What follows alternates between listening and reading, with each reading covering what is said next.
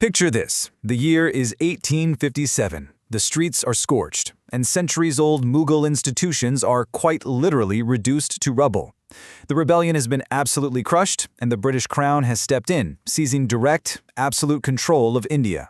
It is a profoundly dark, dramatic turning point in history. A moment of just suffocating despair for those left in the ruins. Welcome to this explainer, where we're going to dive into what happened next. Right out of the gate, we're hit with a monumental existential question. I mean, think about it. How could a community that had just lost all its political power, finding itself completely marginalized and isolated, actually survive in a completely changed India? Suddenly, overnight, English was the language of government and administration. The old ways, they were completely obsolete. So let's get right into Section 1, Diagnosing the Defeat. Stepping out of the literal smoke and ashes of this history was one solitary thinker, Sir Syed Aman Khan. He looked around and realized that surrendering to defeat was basically guaranteeing their own erasure. He needed a solution. Now, he was born in Delhi back in 1817 to a family with deep ties to the Mughal court, and he later entered the service of the East India Company. In fact, during the 1857 uprising, he was serving in Bijnor, where historical records show he actually protected European residents. But he was so much more than just an administrator. He was an educationist, a writer, a reformer. And his most critical role? Well, that began when the smoke finally cleared. He made a really bold, incredibly controversial move to challenge the official British narrative. You see, the British were placing a heavy amount of collective blame on Muslims for the rebellion. But Sir Syed, he sat down and penned Asbab-i Hind. He asked one very dangerous question. Why did 1857 actually happen? And he argued that British administrative failures and their complete misunderstanding of Indian society were the real fuel for the revolt. He wasn't having the collective blame. He demanded a true, honest examination of the facts. Which brings us to Section 2, the Educational Awakening. Having diagnosed the root causes of the conflict, Sir Syed realized a hard truth.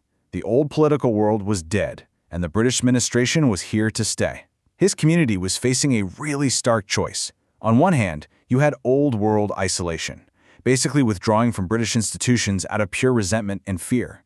But on the other hand, you had Sir Syed's radical proposed antidote, New World knowledge. He argued that survival meant mastering English, science, mathematics, all alongside their traditional and religious knowledge. To hide from modern education, in his eyes, was to choose total irrelevance. But how do you actually make that happen? Well, he created this brilliant pipeline in 1864 called the Scientific Society. Knowing that a lot of people couldn't read English, he took Western scientific knowledge, translated it into local languages like Urdu, and forced open the doors of access. It was a step-by-step strategy, later backed up by the Aligarh Institute Gazette in 1866, that completely bypassed the language barrier holding his people back. It was honestly a game changer. But here's the thing. Sir Syed knew that just building schools and translating books wasn't going to be enough. So in 1870, he launched Tahzeeb-ul-Akhlaq, a periodical that demanded deep, uncomfortable social and intellectual reform. His core message was pretty blunt.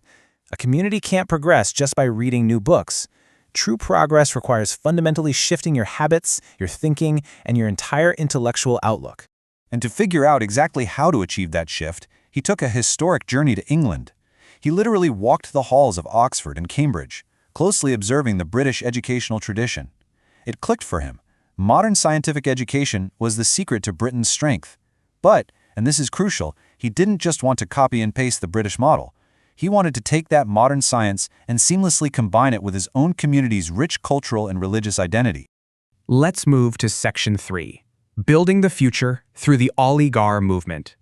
This vision from his England trip birthed the Aligarh movement. He was transforming abstract philosophy into actual physical brick and mortar. And the momentum was relentless. We go from the absolute ruin of 1857 to the Scientific Society in 1864. Then, the pivotal year of 1875, when the Mohammedan Anglo-Oriental College begins classes. By 1877, the official foundation stone is laid, and although Sir Syed wouldn't live to see it himself, this exact institution would eventually evolve into the prestigious Aligarh Muslim University in 1920. To really put the macro impact of the Aligarh movement into perspective, you have to look at the before and after. Before Aligarh, you're looking at political decline, extreme educational weakness, and deep isolation. But after Aligarh, it's an explosion of modern education. New institutions popping up and an entire generation brimming with intellectual confidence and a completely newfound political awareness. It wasn't just a college, it was a total cultural awakening. Of course, you can't push for that kind of change without making some waves. Section 4. Politics and Controversies.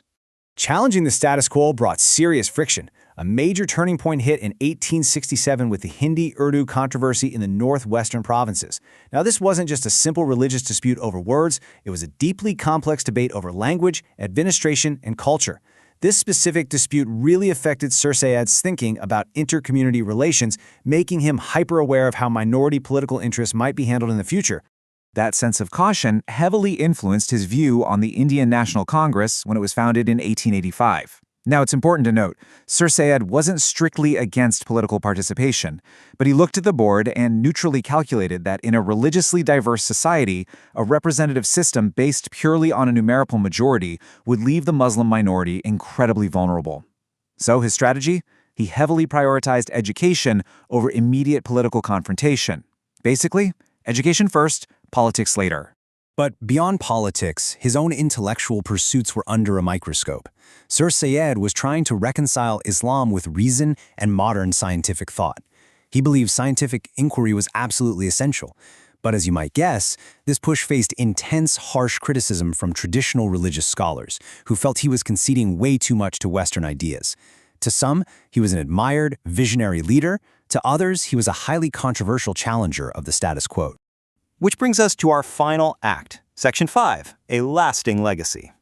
Sir Syed passed away in 1898, and he was buried right there within the very mosque complex he willed into existence. So what did he actually change?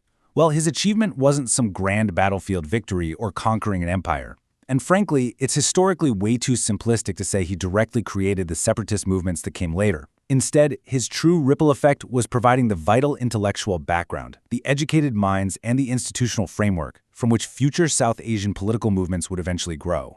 And that leaves us with this final, striking thought. Because of Sir Syed Ahmad Khan and the relentless push of the Aligarh movement, this community had survived the ashes of the 1857 uprising. The question was no longer how to recover. No, the question for this newly educated, highly politically aware generation was now much, much bigger. What would be their political future? Keep that in the back of your mind, because that is exactly where our next explainer is going to pick up.